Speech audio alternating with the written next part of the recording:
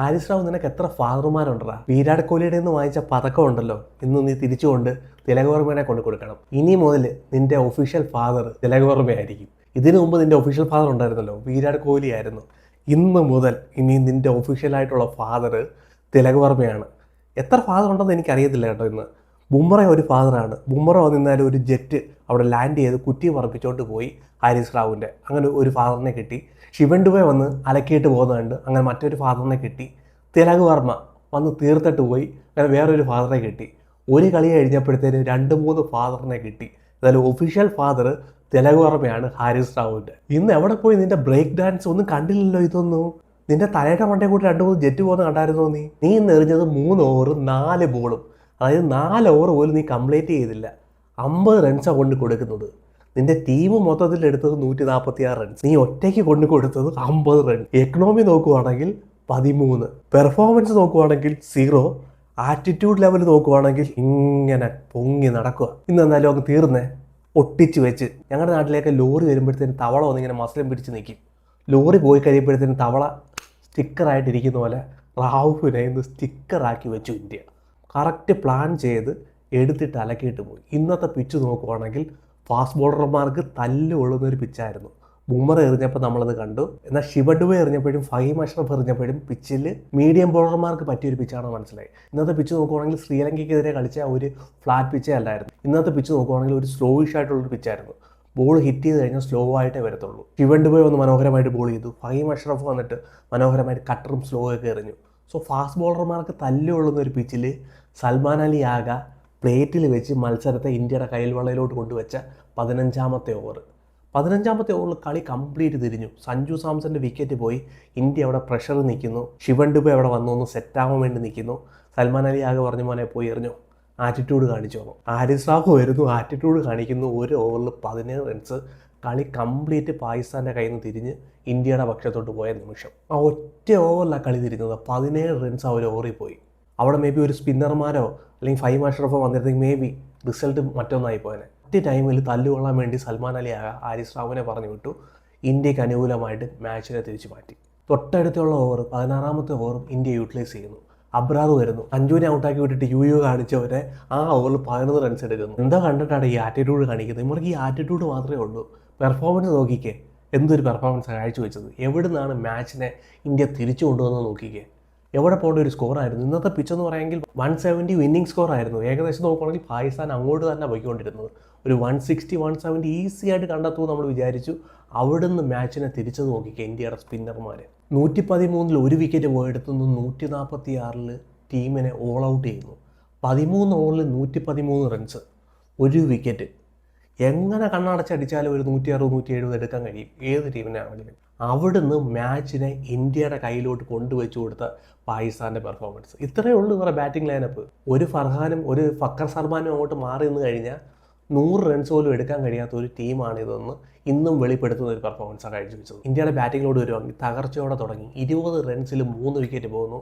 അവിടുന്ന് ഒരു 150 കണ്ടെത്തുമെന്ന് വെച്ചാൽ ഇന്ത്യയുടെ ബാറ്റിംഗ് സ്ട്രെങ്ത് വെച്ച് പോസിബിളാണ്. 8 പേരെ ബാറ്റിംഗ് ഉണ്ട്. ഇന്ന് നോക്കിയാൽ ഇന്നും ഇന്ത്യ സാക്രിഫൈസ് ചെയ്ത് ഒരു ബോളറെ കുറച്ചുകൊണ്ട് ഒരു ബാറ്ററെ എക്സ്ട്രാ കയറ്റി. ഇത് തന്നെയാണ് കാരണം. ചില പ്ലേയേഴ്സിൻ്റെ കോൺഫിഡൻസ് ഇല്ല. ക്യാപ്റ്റന് പോലും കോൺഫിഡൻസ് ഇല്ല കളിക്കാൻ പറ്റുമോ എന്നുള്ള കാര്യത്തിൽ. ശുഭ്മൻ ഗില്ലിന് കോൺഫിഡൻസ് ഇല്ല. സോ ഒരു എക്സ്ട്രാ ബാറ്ററെ ആഡ് ചെയ്യുന്നു. 20 റൺസിൽ 3 വിക്കറ്റ് പോകുന്നു. അവിടുന്ന് തിലക് വർമ്മ കാണിച്ച ഒരു പ്രകടനം. പലരും MRF ബാറ്റുമായിട്ട് കറങ്ങി നടപ്പുണ്ട് വിരാട് കോഹ്ലി ആകാൻ. ഇന്ന് തിലക് വർമ്മ കാണിച്ചു കൊടുത്തു എങ്ങനെയാണ് വിരാട് കോഹ്ലി ആവേണ്ടത്, എങ്ങനെയാണ് തൻ്റെ പ്ലേസ് ടീമിൽ ഉറപ്പിക്കേണ്ടുന്ന ഒരു പ്രകടനമാണ് തിലക് വർമ്മ കാണിച്ചു കൊടുത്തത്. എങ്ങനെയാണ് ഒരു പ്രഷർ സിറ്റുവേഷനിൽ വിരാട് കോഹ്ലി അടക്കമുള്ളവർ കളിച്ചത്, ടീമിനെ വിജയിപ്പിച്ചത്. അതിന് മെൽബണിലായാലും ലാസ്റ്റ് നടന്ന ചാമ്പ്യൻസ് ട്രോഫിയിലായാലും. തോക്കേണ്ട മത്സരമായിരുന്നു ചാമ്പ്യൻസ് ട്രോഫിയിൽ കഴിഞ്ഞ പ്രാവശ്യവും. അവിടുന്ന് വിരാട് കോഹ്ലി ശ്രേയസേരും തിരിച്ചുകൊണ്ട് വരുന്നു. ഇന്ന് തിലക് വർമ്മ ആ ഒരു ഒറ്റയാൾ പോരാട്ടം കാഴ്ചവെക്കും. ഹാരിസ് റാവുവിനെ അടിച്ച ഒരു സ്വീപ്പ് ഷോട്ടാണ്. ഒരു ഫാസ്റ്റ് ബോളറിനെ ഇരുന്നുകൊണ്ട് സ്വീപ്പ് ഷോട്ട് അടിക്കുക ലെഗ് സൈഡിൽ. Super batting. 4 സിക്സ്, 3 4, സിംഗിൾ എടുക്കേണ്ടടുത്ത് സിംഗിൾ, ഡബിൾ എടുക്കേണ്ടടുത്ത് ഡബിൾ. എന്ത് സൂപ്പർ ഒരു പെർഫോമൻസ് ആണ് കാഴ്ചവെച്ചത്. അവസാനം വരെ ക്രീസിൽ നിന്ന് ടീമിനെ വിജയിപ്പിച്ചിട്ട് കയറി പോകുന്നു തിലക് വർമ്മ. IPL നോക്കുവാണെങ്കിൽ ഒരു മോശം വർഷമായിരുന്നു തിലക് വർമ്മയുടെ. എന്നാൽ എങ്ങനെയാണ് പ്ലേയിങ് ഇലവനിൽ കയറിക്കൂടേണ്ടത്, കയറിക്കൂടി കഴിഞ്ഞാൽ എങ്ങനെയാണ് പെർഫോമൻസ് കാഴ്ചവെച്ച് തൻ്റെ പ്ലേസ് സ്ഥിരമാക്കേണ്ടതെന്ന് തിലക് വർമ്മ കാണിച്ചു തന്നു. നോക്കുവാണെങ്കിൽ ഈ പ്ലേയിങ് ഇലവനിൽ കളിക്കുന്നവർ പ്ലേസ് ഒന്നും സ്ഥിരമേ അല്ല. ഒരു ബുംറ മേ ബി സ്ഥിരമായിരിക്കും. അടുത്തത് തിലക് വർമ്മ, നമ്പർ 4 തിലക് വർമ്മ സ്ഥിരമാക്കി. കിട്ടിയ അവസരം പ്രയോജനപ്പെടുത്തി തിലക് വർമ്മ. അതുപോലത്തെ സൂപ്പർ ബാറ്റിംഗ് പെർഫോമൻസ്. അടുത്തൊരു ചേസ് മാസ്റ്ററായിട്ട് മാറാൻ കഴിയും തിലക് വർമ്മയ്ക്ക്. അതുപോലത്തെ ഒരു ക്ലാസ് ഇന്നിംഗ്സാണ് കാഴ്ചവെച്ചത്. 2020 വിജയിപ്പിക്കുമ്പോൾ ആരും സ്ട്രൈക്ക് റേറ്റ് നോക്കത്തില്ല. വിരാട് കോഹ്ലി പല മത്സരങ്ങളും വിജയിപ്പിക്കുമ്പോഴത്തേന് വിരാട് കോഹ്ലിയുടെ സ്ട്രൈക്ക് റേറ്റ് നോക്കി ആരും പോകത്തില്ല. കുഴപ്പമില്ലാത്ത 130 സ്ട്രൈക്ക് റേറ്റ് വന്ന് ടീമിനെ വിജയിപ്പിച്ചിട്ട് പോകുന്നു. ടീമിനെ ജയിപ്പിക്കുക, അതാണ് കാര്യം. നമ്മുടെ മിഡിൽ ഓർഡറും അവരുടെ മിഡിൽ ഓർഡറും തമ്മിൽ നോക്കിക്കേ. ആട് തമ്മിലുള്ള വ്യത്യാസമുണ്ട് ഇന്ത്യയും പാകിസ്ഥാന്റെ മിഡിൽ ഓർഡറും തമ്മിൽ. ഇവിടെയും കൊളാപ്സ് ആവേണ്ടതായിരുന്നു. പാകിസ്ഥാനെക്കാട്ടി വേസ്റ്റ് സിറ്റുവേഷനിലാണ് പോയത്. പവർ പ്ലേക്കകത്ത് തന്നെ 23 വിക്കറ്റ് പോയെടുത്തുനിന്ന് മാച്ചിനെ വിജയിപ്പിക്കുന്നു. അവസാനം വരെ ക്രീസിൽ നിൽക്കുന്നു. Outstanding batting Tilak Varma. പിന്നെ ശിവൻ ഡുബെ എന്ന എക്സ് ഫാക്ടർ. 2019 മുതൽ 2025 ഇന്ന് വരെ ശിവൻ ഡുബെ പ്ലേയിങ് ഇലവനിൽ ഉണ്ടായിട്ടുണ്ടോ? T20 India തോറ്റിട്ടില്ല. ഞാൻ പ്ലേയിങ് ഇലവനിൽ കളിക്കുന്നത് വെറുതെ അല്ലെന്ന് തെളിയിക്കുന്ന ഒരു പ്രകടനം കാണിച്ചു നോക്കുന്നു. ആ ഒരു ബിഗ് ഹിറ്റ് ഇല്ലായിരുന്നെങ്കിൽ ശിവൻ ഡുബെയുടെ, തിലക് വർമ്മ മേ ബി പ്രഷറിലോട്ട് പോയാനെ. സഞ്ജു സാംസന്റെ വിക്കറ്റ് അവിടെ പോയിട്ട് നിൽക്കുക. ശിവൻ ഡുബെ വന്ന് തിലക് വർമ്മയുടെ മേലുള്ള പ്രഷറിനെ എടുത്ത് ദൂരെ കളഞ്ഞു. ഹരിസ് റാവുവിന്റെ 18ാമത്തെ ഓവറിൽ ലാസ്റ്റ് ബോളിൽ അടിച്ച ഒരു 6 മാച്ചിന്റെ ടേണിംഗ് പോയിന്റ്. ഹരിസ് റാവു നോക്കുകയാണെങ്കിൽ മനോഹരമായിട്ട് എറിഞ്ഞു. ഔട്ട്സൈഡ് ദ ഓഫ് സ്റ്റമ്പിൽ കറക്റ്റ് ബോൾ ചെയ്തുകൊണ്ടേ ഇരിക്കുമായിരുന്നു. ഇന്ത്യക്ക് ഹിറ്റ് ചെയ്യാൻ കഴിയുന്നില്ലായിരുന്നു. ലെഫ്റ്റ് ഹാൻഡർക്കെതിരെ ഔട്ട്സൈഡ് ഓഫ് സ്റ്റമ്പിൽ എറിഞ്ഞുകൊണ്ടിരുന്ന ഹിറ്റ് ചെയ്യാൻ പറ്റത്തില്ല. തിലക് വർമ്മയുടെ ശിവൻ ഡുബെയുടെ ഒക്കെ സോൺ എന്ന് പറഞ്ഞാൽ ലെഗ് സൈഡാണ്, മിഡ് വിക്കറ്റിന്റെ മണ്ടയിൽ കൂടെ. എന്നാൽ ഹരിസ് റാവു നല്ല മനോഹരമായിട്ട് ബോൾ ചെയ്തു. ഒരു ബോൾ കയ്യിൽ നിന്ന് സ്ലിപ്പായി ഒരു ഫുൾ ടോസ് വന്നു. അതിനെ യൂട്ടിലൈസ് ചെയ്തു ശിവൻ ഡുബെ. എന്നെ സൂപ്പർ ബാറ്റിംഗ് പെർഫോമൻസ് കാഴ്ച വെക്കുന്നു. അബ്രാർ റഹ്മാനെ അടിച്ച ഒരു 6 16ാമത്തെ ഓവറിൽ ഫസ്റ്റ് ബോളിൽ. അതോടെ കംപ്ലീറ്റ് പാകിസ്ഥാൻ്റെ കയ്യിൽ നിന്ന് മാച്ചിനെ തിരിച്ച് ശിവൻ ഡുബെ കൊണ്ടുതരുന്നു ഇന്ത്യയുടെ കയ്യിലോട്ട്. 22 ബോളിൽ നിന്ന് 33 റൺസ്, 2 4ഉം 2 6ഉം, ഏകദേശം 150 സ്ട്രൈക്ക് റേറ്റ് വന്ന് കാഴ്ചവെച്ച പ്ലാനാണ്. ഇന്ന് ഇന്ത്യയുടെ ഫസ്റ്റ് ബോൾ ഓപ്പൺ ചെയ്തത് ശിവൻ ഡുബെയാണ്. മനോഹരമായിട്ട് ബോൾ ചെയ്തു. സ്ലോയിഷ് ആയിട്ടുള്ളൊരു പിച്ചിൽ ഇന്ത്യയുടെ കറക്റ്റ് ഡിസിഷൻ ആയിരുന്നു. ശിവൻ ഡുബെ വരുന്നു, പഠിപ്പിച്ച് കൊടുത്തതുപോലെ വന്ന് ബോൾ ചെയ്യുന്നു. ബാക്ക് ഓഫ് ദ ലെങ്ത് ചെയ്ത് ഹാർഡ് ലെങ്ത്. ശിവൻ ഡുബെയുടെ 2 ഓവർ സൂപ്പറായിട്ട് ബോൾ ചെയ്തു. 2 ഓവറിൽ 12 റൺസാണ് കൊടുത്തത്. കേവലം 12 റൺസ്. നല്ലൊരു മാച്ച് വിന്നിംഗ് നോക്ക് കാഴ്ചവെക്കുന്നു. ടീമിലോട്ട് ഇട്ടത് ജസ്റ്റിഫൈ ചെയ്യുന്ന ഒരു പെർഫോമൻസ് ശിവൻ ഡുബെ. സഞ്ജു സാംസൺ ഇന്ന് ഹീറോ ആവാൻ പറ്റിയ ഒരു ദിവസമായിരുന്നു. സഞ്ജു സാംസൺ എത്രമാത്രം അത് യൂട്ടിലൈസ് ചെയ്തെന്ന് ചോദിച്ചാൽ അറിയില്ല. ഒരു പാർട്ണർഷിപ്പ് ഉണ്ടാക്കി തിലകുമായിട്ട് ചേർന്ന്. ഒരു ക്രൂഷ്യൽ പാർട്ണർഷിപ്പ് തന്നെയാണ് എടുത്ത് പറയേണ്ടിയിരിക്കുന്നത്. അബ്രാർ റഹ്മാൻ വരുന്നു, ഔട്ട്സൈഡ് ഓഫ് സ്റ്റമ്പിൽ ഒരു ബോൾ എറിയുന്നു. അത് ജഡ്ജ് ചെയ്യാൻ കഴിയാതെ അവിടെ ക്യാച്ച് കൊണ്ട് കളയുന്നു സഞ്ജു സാംസൺ. അതൊക്കെ ഇല്ലാതെ ഒരു പ്രകടനം കാഴ്ചവെച്ച് ഒരു പാർട്ണർഷിപ്പ് അവിടെ ഉണ്ടാക്കാൻ കഴിഞ്ഞു. ആർക്കും ചോദ്യം ചെയ്യാൻ കഴിയാത്ത രീതിയിൽ ഒരു പ്ലേസ് ഉണ്ടാക്കാൻ കഴിഞ്ഞേനെ സഞ്ജുവിന്.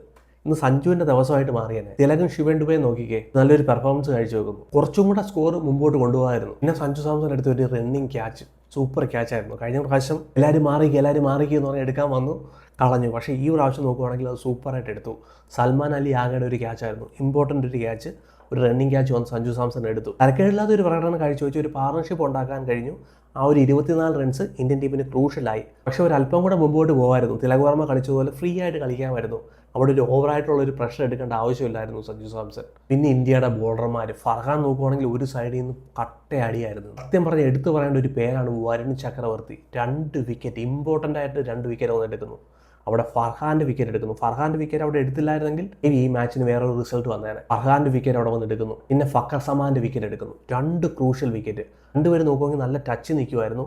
2 പേരെയും പറഞ്ഞു വിടുന്നു. Varun Chakravarthy super bowling performance കാഴ്ചവെക്കുന്നു. ഈ മാച്ചിന് ബ്രേക്ക് ത്രൂ ഇട്ടത് കുൽദീപിനെക്കാട്ടിൽ എൻ്റെ അഭിപ്രായത്തിൽ വരുൺ ചക്രവർത്തിയുടെ ആ 2 ക്രൂഷ്യൽ വിക്കറ്റാണ്. പിന്നെ എടുത്ത് പറയാതിരിക്കാൻ പറ്റത്തില്ലല്ലോ കുൽദീപ് യാദവ്. വരുന്നു 2 ഓവറിനകത്ത് 22 റൺസ് വഴങ്ങിയിട്ട് പോകുന്നു. സെക്കൻഡ് സ്പെല്ല് അറിയാൻ വരുന്നു 13ാമത്തെ ഓവറിൽ സൈം അയ്യൂബിനെ പറഞ്ഞു വിടുന്നു. 17ാമത്തെ ഓവറിൽ ഒരു ഓവറിൽ 3 വിക്കറ്റ് എടുക്കുന്നു. 3 വിക്കറ്റ് എടുക്കുന്നു ഒരു ഓവറിനകത്ത്. സൽമാൻ അലി ആഹ, ഫഹീം അഷ്റഫ്, ഷൈൻ അഫ്രീദി 6 അടിക്കാൻ പറഞ്ഞു വിട്ടതാ. ഒരു പ്രാവശ്യമില്ല ചക്ക വീണ് മുയൽ ചത്തെന്ന് പറഞ്ഞുകൊണ്ട് ഷൈൻ അഫ്രീദി എന്തൊക്കെയാണ് കാണിച്ചതെന്ന് അറിയാമോ?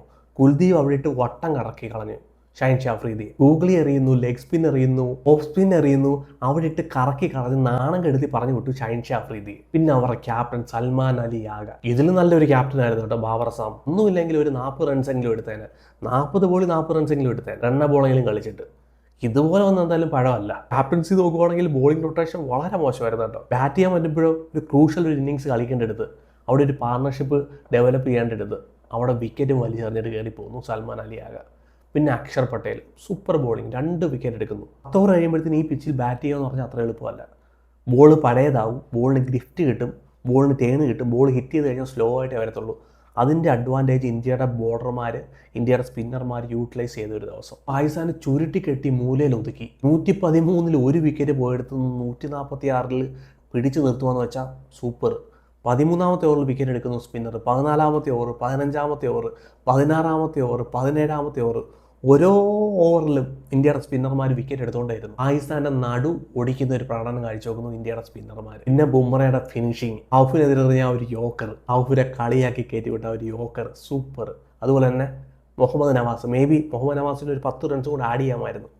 ഫസ്റ്റ് ബോൾ തന്നെ മുഹമ്മദ് നവാസിനെ കയറ്റി വിടുന്നു. Super bowling performance team India. ആദ്യമേ വെച്ചിട്ട് അടി കൊണ്ടുവെങ്കിലും 10 ഓവർ കഴിഞ്ഞപ്പോഴത്തേന് മാച്ചിനെ തിരിച്ചു കൊണ്ടുവന്നു. 170 ഒരു വിന്നിംഗ് സ്കോർ തന്നെയായിരുന്നു.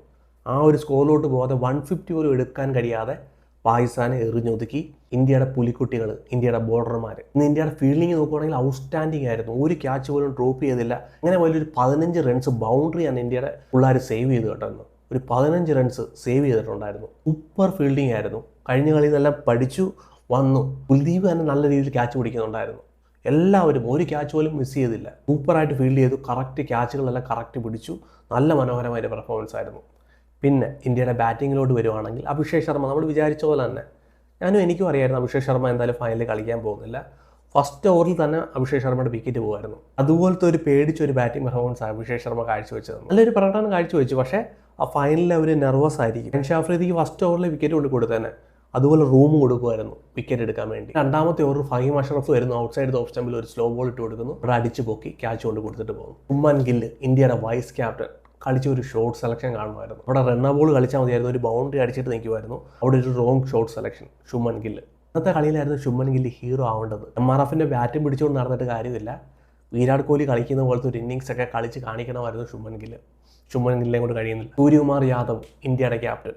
എൻ്റെ അഭിപ്രായത്തിൽ ഗില്ലിനും സൂര്യകുമാർ യാദവിനും ഒരുമിച്ച് ടീമിൽ ഇടവില്ല. ഇതിൽ ആർക്കെങ്കിലും ഒരാൾക്ക്. സൂര്യകുമാർ യാദവിൻ്റെ പെർഫോമൻസ് നോക്കുകയാണെങ്കിൽ ആസ് എ ക്യാപ്റ്റൻ വളരെ മോശം. ഒന്നീ നല്ലപോലെ കളിച്ചുകൊണ്ടിരുന്ന സൂര്യകുമാർ യാദവിൻ്റെ മണ്ടയിൽ ക്യാപ്റ്റൻസിയുടെ പ്രഷർ സൂര്യകുമാർ യാദവിന് കളിക്കാനേ പറ്റുന്നില്ല. ക്യാപ്റ്റനായി ഏറ്റവും ഉയർന്ന ഒരു സ്കോർ 2025 തന്നെ എടുത്ത് നോക്കുമെങ്കിൽ 41 റൺസ്. ദയനീയമായ ഒരു ബാറ്റിംഗ് പെർഫോമൻസാണ് കാഴ്ചവെക്കുന്നത്. ഇന്നത്തെ മത്സരം നമ്മൾ ജയിച്ചുവെങ്കിലും ഇന്ത്യൻ ടീമിന് ഒരുപാട് ചിന്തിക്കാനുള്ള കാര്യങ്ങൾ ഈ മാച്ചിലുണ്ട്.